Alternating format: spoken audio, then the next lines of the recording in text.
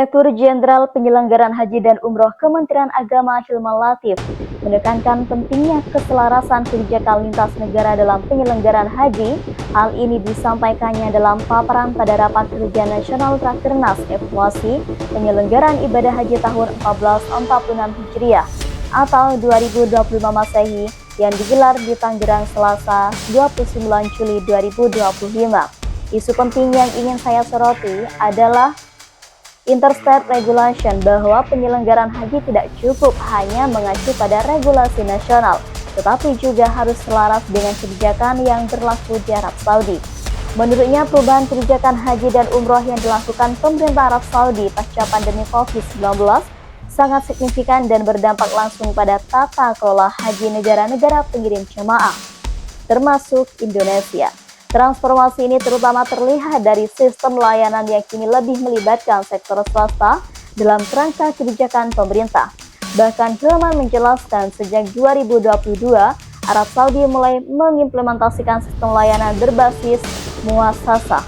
Setahun kemudian pada 2023 muncul nomenklatur baru yaitu syarikah.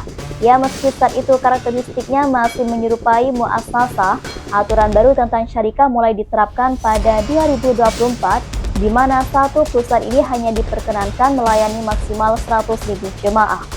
Tahun ini Saudi membuka lebih banyak syarikah termasuk yang non-muasasah untuk melayani jemaah dari berbagai negara. Dan untuk 2026 mendatang kemungkinan diberlakukan sistem multi syarikah terbatas, di mana misi haji dengan lebih dari 100.000 jemaah bisa dilayani lebih dari 2 syarikah, tentu dengan izin khusus dari Kementerian Arab Saudi, paparnya. Bahkan Hilman juga menyebutkan dinamika kebijakan yang terus berkembang ini menuntut kesiapan dan sinergi yang kuat. Tidak hanya antar lembaga dalam negeri, tetapi juga dengan mitra internasional. Di dalam negeri perlu kolaborasi antar kementerian dan lembaga seperti Kementerian Kesehatan, kemudian Kementerian Perhubungan, Pemda, TNI atau Polri, maskapai penerbangan, otoritas bandara, perguruan tinggi, pondok pesantren, penyedia catering hingga ormas Islam. Di luar negeri, kita harus memperkuat koordinasi dengan GASA, rumah sakit, rumah pemotongan hewan atau SFDA, serta para penyedia layanan atau syarikah di Arab Saudi. Bahkan Rakernas Evaluasi Haji 2025 ini berlangsung selama 4 hari, yang mana melibatkan sejumlah pihak antara lain Badan Penyelenggara Haji atau BP Haji, kemudian Komisi 8 DPR RI, kemudian Kedutaan Besar Arab Saudi, Kementerian Lembaga Terkait atau BPKH, serta Kanwil Kemenak se-Indonesia. Forum ini menjadi wadah strategi untuk merumuskan arah kebijakan penyelenggaraan haji yang lebih sinergis dan berkelanjutan ke depan.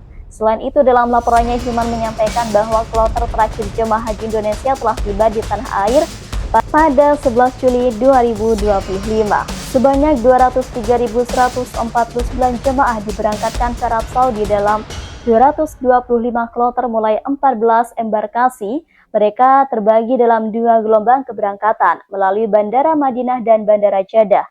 Hilman juga mengungkapkan bahwa sepanjang operasional haji berlangsung, sejumlah dinamika berhasil diatasi berkat sinergi seluruh pihak. Alhamdulillah, berbagai tantangan dapat diselesaikan sebelum fase puncak ibadah haji, ucapnya. Dirjen PHU menekankan bahwa Rakernas ini menjadi momentum strategis bagi seluruh pemangku kepentingan untuk memperkuat kualitas layanan dan mempercepat transportasi penyelenggaraan haji ke arah yang lebih berkelanjutan. Kami berharap forum ini menghasilkan rekomendasi-rekomendasi penting untuk meningkatkan mutu layanan dan memperkuat keberlanjutan penyelenggaraan haji di masa mendatang, induhnya. Pada kesempatan itu, Hilman juga menyampaikan apresiasi kepada seluruh petugas haji Indonesia. Katanya, terima kasih atas peluh tenaga dan cinta yang disematkan dalam setiap pelayanan kepada jemaah. Pengabdian kalian adalah fondasi utama keberhasilan haji tahun ini, ujarnya.